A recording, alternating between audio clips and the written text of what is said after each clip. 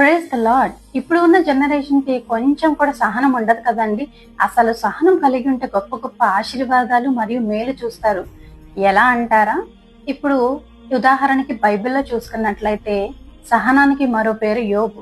యోబు తనకి కలిగినదంతా కూడా సమస్తము కోల్పోయారు. ఆయనకి కలిగిన జంతువులన్నీ కూడా కోల్పోయారు. ఆయనకి కలిగిన కుమారులు మరియు కుమార్తెలు కూడా చనిపోయారు. అయినప్పటికీ కూడా ఆయన ఏమన్నారో తెలుసా అండి? యెహోవాయే ఇచ్చెను, యెహోవాయే తీసుకొనేను అని అన్నారు. ఎక్కడ కూడా దేవునిని క్వశ్చన్ చేయలేదు, అలానే చింతించలేదు. ప్రార్థన చేయడం ప్రారంభించారు ఇలాంటి సమస్యలు ఉన్నప్పటికీ కూడా. మూడవదిగా ఆయనకి తల వెంట్రుకల నుంచి అరికాళ్ళ వరకు మొదలుకొని భయంకరమైన జబ్బు వచ్చింది. ఆ జబ్బుని ఆయన భరించలేక గట్టి గట్టిగా కేకలు వేస్తున్నారు. అయినప్పటికీ కూడా దేవుణ్ణి స్తుతించడం ఎక్కడ కూడా ఆపలేదు. నాలుగవది, ఇలాంటి వర్స్ట్ టైమ్స్ లో అర్థం చేసుకోవాల్సిన ఫ్రెండ్సే వారిని దూషణకరంగా మాట్లాడారు.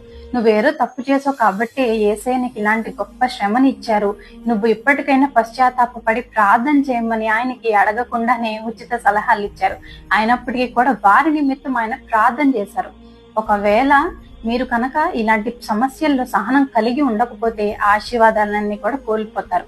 ఈయన సహనం కలిగి ఉన్నారు కనుక, యేసయ్య అంతా చూస్తున్నారు కనుక ఆయన కోల్పోయినదంతా కూడా రెండంతలుగా ఆయనకి ప్రతీది కూడా ఇచ్చారు. జంతువులు గాని, కుమారులు కుమార్తెలు గాని. ఆయన ఒక్కటే ఈ సంతోషాన్ని అనుభవించకుండా 4 తరాలు కూడా అనుభవించి అంత గొప్ప స్థితిలో ఆయన్ని నిలబెట్టారు. ఈ రోజుల్లో నీ పరిస్థితి ఏదైనప్పటికీ కూడా మీరు సహనం కలిగి ఉండండి. ఒకవేళ సమస్య వస్తే దానిని మీరు పోరాడండి, ప్రార్థన ద్వారా జయించండి. అంతేగాని దేవుణ్ణి క్వశ్చన్ చేసి ప్రార్థన చేయడం మానేసి ఏడుస్తూ కూర్చుంటే మీ సమస్యకి పరిష్కారం దొరకదు. కాబట్టి నీ జనరేషన్ నీ ద్వారా ఆశీర్వాదింపబడాలంటే ముఖ్య కారణం మీరే.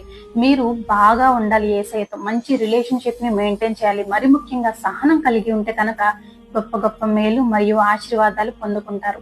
మీ ద్వారా నీ జనరేషన్ మంచిగా ఉండాలి అనుకుంటున్నారా? అయితే సహనం కలిగి ఉండండి. యోబులాగా శ్రమల ద్వారా గుండగా వెళ్తున్నప్పటికీ కూడా ప్రార్థన చేసుకోండి. శ్రమలు వచ్చినప్పటికీ కూడా అది మీ ఎండ్ అయితే కాదు. దాని ద్వారా యేసయ్య మిమ్మల్ని దగ్గర చేసుకుంటున్నారని అది ఒక మీకు సూచన.